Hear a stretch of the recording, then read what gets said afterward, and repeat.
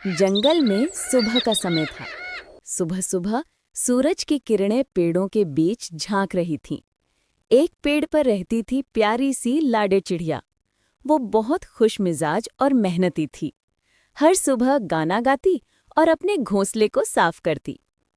चहक चहक, नया दिन आया, काम करूंगी, खुशियां लाऊंगी। पास वाले पेड़ पर कालू कौवा बैठा था, आलसी और थोड़ा चतुर भी। ओ ओ लाडो, इतना काम क्यों करती है? आराम कर, मजे ले। इतना काम करेगी तो बीमार हो जाएगी। ये काम क्या कहीं भागा जा रहा है? मेहनत से ही सुख मिलता है कालू भाई। जब बरसात आएगी तब समझ आएगा आपको। जब पूरे जंगल में ढूंढने से भी दाना नहीं मिलेगा, इसीलिए मैं अपने लिए पहले से ही अनाज इकट्ठा कर रही हूँ। मैं तो आपसे भी कहूँगी, थोड़ी मेहनत आप भी कर लो, कहीं आपको पछताना न पड़े। अरे मेरी छोड़ लाडो, मैं तो जब करूँगा कर लूँगा। तू अपना काम कर, मुझे ज्यादा बातें मत बना। गर्मी का मौसम था। दिन बीतते गए। लाडो हर दिन दाना इकट्ठा करती, अपने घोंसले की मरम्मत करती। वहीं कालू कौवा दिन भर धूप में उड़ता, खेलता और कुछ नहीं करता। लाडो बड़े धीरे से कालू से बोली, कालू, थोड़ा तुम भी जमा कर लो, आगे बरसात आने वाली है। कालू हंसकर बोला, अरे जब बारिश आएगी तो कहीं से भी खा लूंगा, तू चिंता मत कर। ठीक है कालू, जैसा तुम्हारा मन करे तुम बिल्कुल वैसा ही करो। मेरा तो जो फर्ज था मैंने तुमको बता दिया। मैं तुम्हें पहले इसीलिए समझा रही हूँ कि आगे तुम्हें कोई परेशानी ना हो। लेकिन जब बात ना करने की है तो मैं क्या ही कर सकती हूँ। धीरे धीरे बरसात का मौसम आ गया। आसमान में बादल गरजने लगे, बिजली चमकने लगी, पेड़ों की डालियां भीग गईं। लाडो अपने गरम सूखे घोंसले में बैठी थी। दाना भी था, आराम भी था, लेकिन कालू भीगा हुआ कांप रहा था। अरे ये मैं कहाँ फंस गया? अगर मैं लाडो की बात मान लेता तो आज मैं भी अपने घर में बैठा होता। लेकिन अब मैं क्या करूं? मैं तो बारिश से भीग भीग के मर जाऊंगा। अगर मैं ऐसे ही भीगता रहा तो कल का सूरज नहीं देख पाऊंगा। अब मुझे लाडो से ही मदद लेनी पड़ेगी। मैं एक काम करता हूँ, लाडो के घर जाकर उससे मदद की भीख मांगता हूँ। अगर उसका मन करा तो वो क्या पता मुझे अपने घर के अंदर ले ले और मैं बच जाऊं। मेरे पास अब कोई दूसरा रास्ता भी तो नहीं है। मुझे भी अंदर ले लो, बहुत ठंड लग रही है। लाडो ने खिड़की से देखा और बोली, मैंने तुझसे कहा था ना कालू भाई, मेहनत का समय कभी व्यर्थ नहीं जाता। आ जाओ, पर याद रखना, आगे से समय पर काम करना। कालू शर्मिंदा होकर अंदर आ गया। सुबह जब सूरज निकला, बारिश थम गई।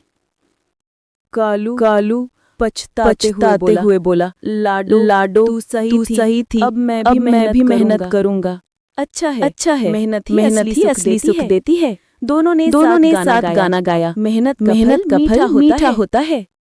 इस कहानी से यही सीख मिलती है, जो समय पर मेहनत करता है वही सुख और सुरक्षा पाता है। आलस्य से केवल पछतावा मिलता है। मम्मा, मैं आपके साथ जाऊंगा। अकेले घर में बैठने से मुझे डर लगता है। मैं अकेले घर में नहीं बैठूंगा। मेरे प्यारे बेटे, मैं तो चोरी करके फुर्र से उड़ जाऊंगी। तुम इतना तेज नहीं उड़ पाओगे, इसलिए मैं तो कहती हूँ कि तुम अभी घर में ही बैठो। मम्मा, आप भूल रही है क्या, जब मैंने पिछले जुम्मे चिड़िया आंटी की खीर चोरी की थी, मैं भी जल्दी से भाग आया था। हाँ बेटा, बात तो वैसे तुम ठीक ही कर रहे हो। तुम भी तो तेज उड़ सकते हो। चलो मेरे साथ ही चलो।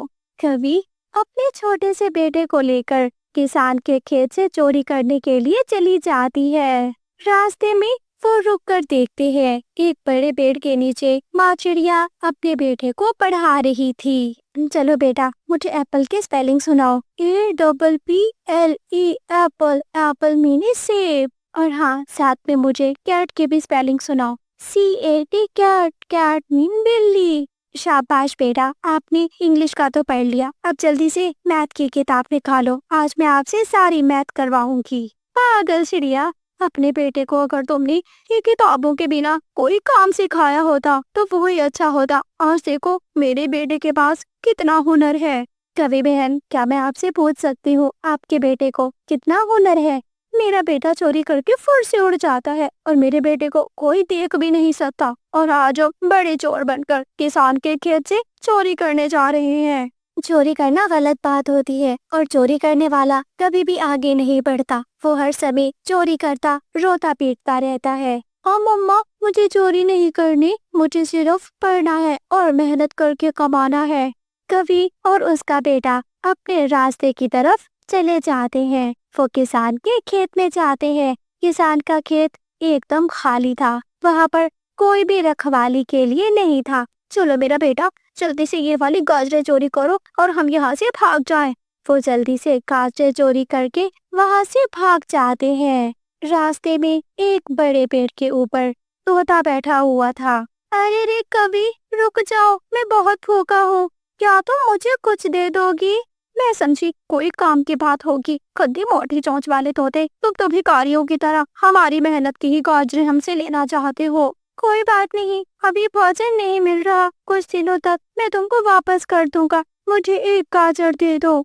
ये गाजरें हम किसान के खेत से चोरी करके लाए हैं। अगर तुम्हें खानी है तुम भी जाकर चोरी कर लो। माफ करना कवि, ये गाजरें अपने पास रखो, ना तो मैं चोरी करूँगा और ना मैं तुमसे लूंगा। तुम खुद ही खाओ ये गाजरें। कवि अपने बेटे को लेकर अपने घर को वापस आ जाती है। चलो बेटा, मजे मजे की गाजरें खाओ। हाँ मम्मा, मुझे भी सब्र नहीं हो रहा। फिर वो माँ बेटा स्वाद ले लेकर मजे के साथ वो गाजरें खाते हैं। मम्मा, ये तो बहुत मजे की है, बहुत अच्छी है ये गाजरें। हम रोजाना जाकर ये वाली गाजरें तोड़ लाएंगे।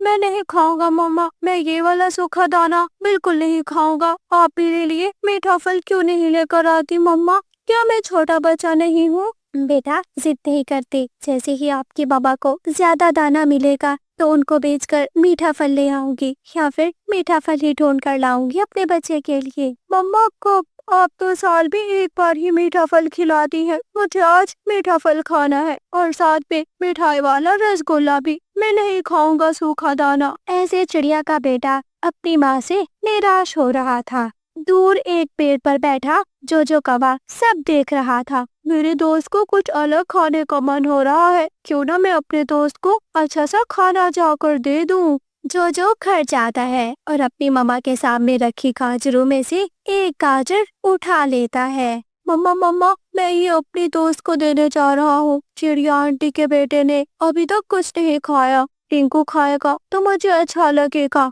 हाँ बेटा, वैसे भी गाजरें आज कुछ ज्यादा है, एक गाजर उस बेचारे को भी जाकर दे दो तुम। वो छोटा कौवा सीधा चिड़िया के घर आता है और कुकू निराश होकर अपने घर में दूसरी तरफ मुंह करके बैठा था। देखो टिंकू, मैं तुम्हारे लिए क्या ले आया? मैं तुम्हारे लिए ये वाली गाजर लेकर आया। जल्दी से ये मीठी गाजर तुम खा लो। दोस्त, क्या तुम सच में ये वाली गाजर मेरे लिए लेकर आए हो? हाँ हाँ, ये गाजर मैं तुम्हारे लिए लेकर आया हूँ, बहुत स्वादिष्ट है, एक बार खा कर तो देखो। अभी चिड़िया का बेटा उस गाजर को चोंच लगाने ही वाला था कि उसकी मम्मा रसोई से आ जाती है। बेटा मत खाओ, ये वाली गाजर चोरी की गाजर है। जोजो चिड़िया की तरफ हैरानी से देखता है। क्या सच में जोजो, ये वाली गाजर तुम लोग चोरी करके लाए हो? हाँ, हम किसान के खेत से तोड़ कर लाए हैं ये वाली गाजर। पर दोस्त, तुम क्यों नहीं खा रहे?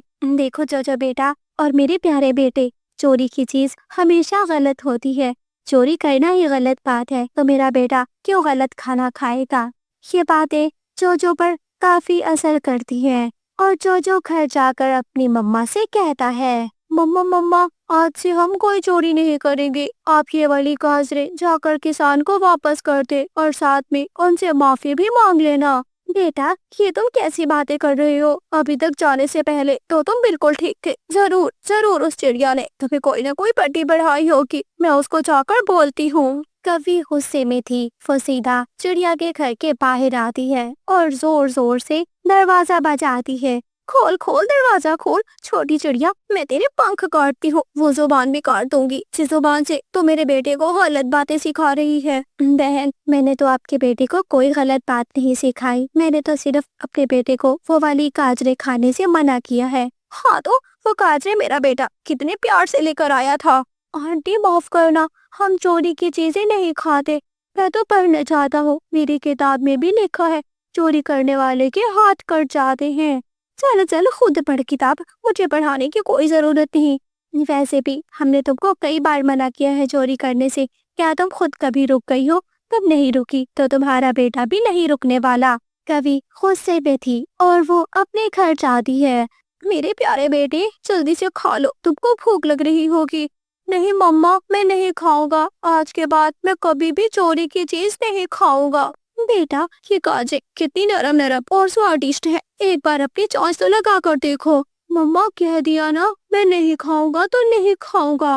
मेरे प्याले सोने बच्चे, खा लो ना खा लो, अब अपनी मम्मा की हर बात मानता है मेरा बच्चा, खाएगा। चलो चलो खा लो खा लो। बोला ना नहीं खाऊंगा। ये कहकर जोजो अपने घोंसले में जाकर लेट जाता है। इस बार माँ के दिल पर भी वो बातें काफी गहरी लगी थी। वैसे मेरा बेटा कहता तो एकदम ठीक ही है, चोरी की चीज खाना अच्छी बात नहीं है। खैर कोई नहीं, मुझसे भी डाल डाल पर जाकर दाना नहीं कमाया जाता। मैं क्या करूं, मेरा दिल ही नहीं होता काम करने का।